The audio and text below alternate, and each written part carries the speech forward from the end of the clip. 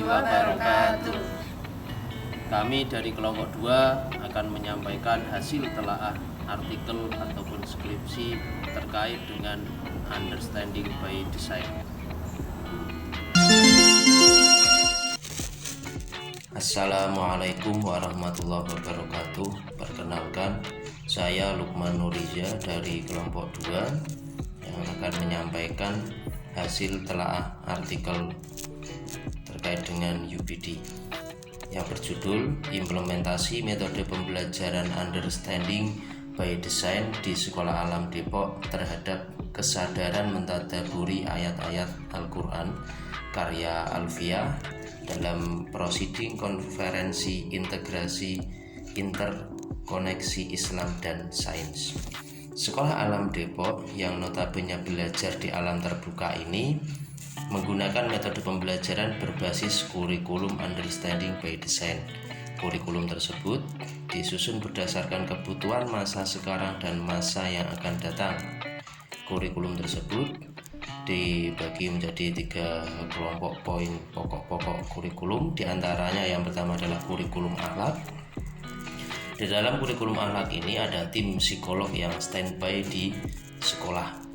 Misalkan yang dibahas adalah masalah pencurian. Kejadian pencurian itu dibahas, kemudian ditemukan masalahnya. Bisa berubah bergantung apa yang terjadi dengan fenomena yang sebenarnya ada. Kemudian yang kedua yaitu kurikulum leadership. Kurikulum tersebut dibingkai dengan kegiatan outbound 1 minggu sekali. Berikutnya adalah kurikulum logika sains. Kurikulum tersebut dikemas dalam bentuk soal cerita. Misalkan pada soal pengubinan. Bapak ingin mengubin lantai sekian meter dan dibutuhkan ubin berapa banyak untuk ubin sekian meter satuannya. Maka dari situlah muncul cara penyelesaian. Berdasarkan 3 prinsip pokok kurikulum tersebut, diharapkan para peserta didik dapat menjadi insan yang tunduk, pemikir kritis dan pemecah masalah, pelajar mandiri, serta menjadi komunikator efektif. Metode pembelajaran yang digunakan dalam kurikulum tersebut yaitu sistem pembelajaran yang berupa fun learning, di mana para siswa selama belajar dikondisikan dalam keadaan senang, bahagia, dan bebas menjadi seperti apa yang mereka inginkan. Dan pembelajaran ini dipusatkan pada siswa atau student center. Dengan menggunakan sistem ini, sehingga peserta didik merasa senang saat belajar dan pembelajaran tidak terpaku hanya mendengar materi dari guru.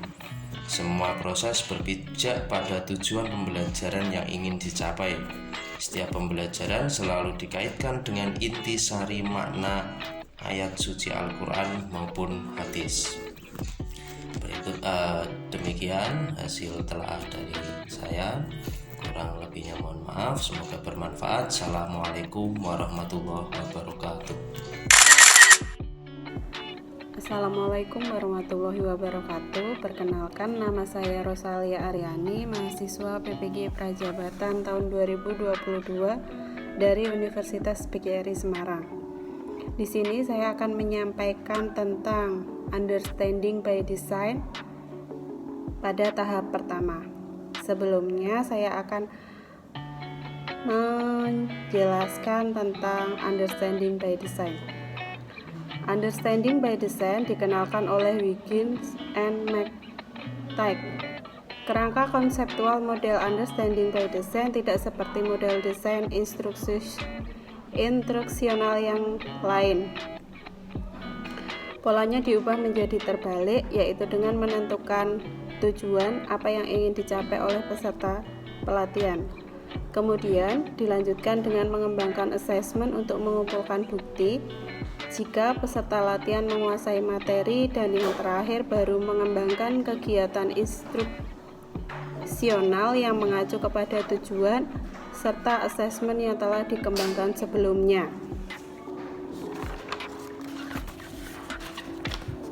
Pada tahap pertama, Understanding by Design, yaitu identify desired result atau mengidentifikasi hasil yang diharapkan. Elemen-elemen dalam mengidentifikasi hasil yang diharapkan yaitu 1. Tujuan utama. Guru menentukan tujuan utama atau ide besar atau ide utama yang ingin dicapai dalam proses pembelajaran. Yang kedua, pertanyaan penting. Setelah guru menentukan tujuan yang ingin dicapai, guru menentukan pertanyaan yang dapat mendorong siswa memahami, menyelidiki, dan mengamati apa yang terjadi saat belajar. Pertanyaan penting ini akan memandu siswa membangun pemahamannya terhadap suatu konsep atau sering kita sebut dengan pertanyaan pemantik di awal pembelajaran. Yang ketiga yaitu pemahaman. Guru menentukan pemahaman spesifik yang ingin dicapai dan siswa juga akan memahami apa yang akan mereka pelajari. Contohnya, apa ide-ide utama, hal khusus yang didapatkan agar memahami atau apa kesalahan konsep yang kira-kira akan muncul.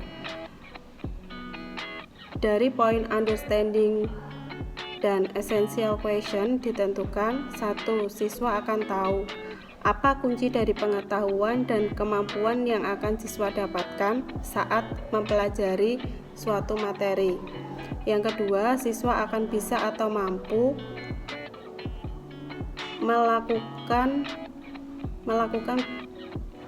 melaksanakan pembelajarannya sesuai dengan tujuan pembelajaran. Materi Understanding by Design saya dapatkan dari skripsi Andreas Prada Haryono, Prodi Pendidikan Fisika dari Universitas Sanata Dharma tahun 2014 dalam penelitiannya yang berjudul Pengembangan Rancangan Pembelajaran dengan Pendekatan Understanding by Design pada materi gerak lurus beraturan dan pelaksanaannya di kelas 10D pada sebuah SMA di Jakarta.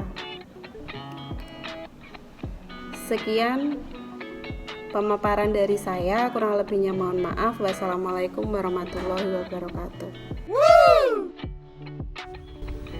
Perkenalkan, nama saya Raihanul Fadila. Di sini saya akan membacakan hasil telaah melalui skripsi oleh Ruth Rias Krisnawati dengan judul Efektivitas Pendekatan Understanding by Design dalam Penyusunan Rencana Pelaksanaan Pembelajaran atau RPP dalam resepsi siswa terhadap pembelajaran tersebut di SMP Pangudi Luhur atau Yogyakarta dengan pokok pembahasan getaran dan gelombang dengan program studi pendidikan fisika Universitas Santa Dharma tahun 2014. Understanding by Design adalah sebuah pendekatan dalam merancang pembelajaran yang tujuan utamanya adalah pemahaman siswa. Pendekatan itu sendiri merupakan titik atau tolak ukur sudut pandang terhadap proses pembelajaran yang merujuk pada pandangan tentang terjadinya suatu proses pembelajaran, di mana yang sifatnya mewadahi, kemudian menginspirasi, kemudian menguatkan, dan melatari metode pembelajaran dan cakupan tertentu. Selanjutnya, UBD menawarkan proses dan struktur dengan desain kerangka backward, artinya pembelajaran terbalik. Dalam backward design, hal yang dilakukan yang pertama yaitu guru menentukan ide besar, kemudian tujuan yang akan dicapai. Selanjutnya, evaluasi yang diberikan kepada siswa baru langkah-langkah pembelajaran. Alasan penggunaan backward design yaitu yang pertama, perencanaan hasil yang dicapai. Guru dapat mengatur kelas lebih efektif. Kemudian yang kedua yaitu capaian tujuan atau hasil dan langkah-langkah untuk penilaian. Guru memiliki struktur yang jelas. Kemudian yang ketiga, siswa akan menemukan makna dalam kegiatan kelas lebih mudah karena mereka menyadari hasil tujuan dan langkah-langkah untuk penilaian. Tahapan backward design. Yang pertama, mengidentifikasi hasil yang diinginkan, yaitu kemampuan apa yang didapat siswa atau apa yang dilakukan dalam skill. Kemudian yang kedua, pertanyaan penting, di mana pertanyaan ini yang menentukan pertanyaan dapat mendorong siswa untuk lebih memahami, menyelidiki, dan terjadi transfer belajar. Sekian pemaparan dari saya, kurang lebihnya saya mohon maaf. Terima kasih. Wassalamualaikum warahmatullahi wabarakatuh. Assalamualaikum warahmatullahi wabarakatuh. Perkenalkan, nama saya Ulfiana. Nah, pada kesempatan kali ini saya akan memaparkan mengenai Understanding by Design atau UBD pada tahap pertama. Nah, untuk menunjang perbaikan kualitas dalam pembelajaran dapat dilakukan dengan meninjau kembali desain pembelajaran yang dibuat. Kemudian, Understanding by Design ini juga dapat menjadi alternatif yang dapat mensinkronkan antara tujuan, langkah, dan juga evaluasi pembelajaran. UBD merupakan sebuah pendekatan pembelajaran yang menekankan pada tujuan pembelajaran itu sendiri. Nah, jadi dalam hal ini, guru harus bisa merancang tujuan dan bagaimana tujuan itu dapat dicapai.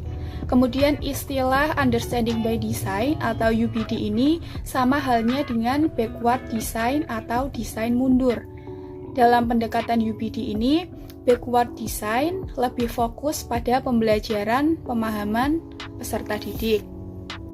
Kemudian, untuk perbedaan mendasar antara UBD dan juga desain-desain pembelajaran lain terletak pada urutan perancangan, evaluasi pembelajaran, dan juga langkah pembelajarannya. Jadi, dalam UBD ini, perancangan dimulai dari tujuan pembelajaran. Nah, kemudian baru menyusun evaluasi pembelajaran, lalu merencanakan langkah pembelajarannya. Dalam Understanding by Design, terdapat 3 stage atau tingkatan. Jadi untuk stage pertama itu adalah tujuan pembelajaran, untuk stage kedua adalah evaluasi pembelajaran, untuk stage 3 adalah langkah pembelajaran. Kemudian tujuan pembelajaran dari stage 1 ini dibuat berdasarkan konsep-konsep dasar yang harus dikuasai oleh peserta didik. Kemudian tujuan pembelajaran ini dapat dibuat dengan cara menentukan kata kunci penting. Kemudian dari kata kunci tersebut, hal-hal yang harus dikuasai oleh peserta didik akan didasarkan pada konsep dasar yang digunakan sebagai tujuan pembelajaran. Kemudian untuk kelebihan dari Understanding by Design ini, yaitu pengajar dapat memastikan keterkaitan antara tujuan pembelajaran, evaluasi pembelajaran, kemudian langkah pembelajaran. Sehingga ketika pembelajaran dilakukan, peserta didik dapat memahami mengapa mereka harus mempelajari dan menguasai materi tersebut. Kemudian sehingga pada akhirnya nilai peserta didik dapat menjadi baik. Nah, itu berarti tujuan dari pembelajaran telah tercapai. Jadi, sesuai yang telah saya paparkan tadi, saya mendapatkan sumber dari artikel yang berjudul Perancangan Pembelajaran Fisika tentang rangkaian seri dan paralel untuk resistor menggunakan Understanding by Design atau UBD yang dibuat oleh Sinta Pertiwi, Deborah Sujito, serta Ferdi Samuel Rondonuwu dari Universitas Kristen Satya Wacana.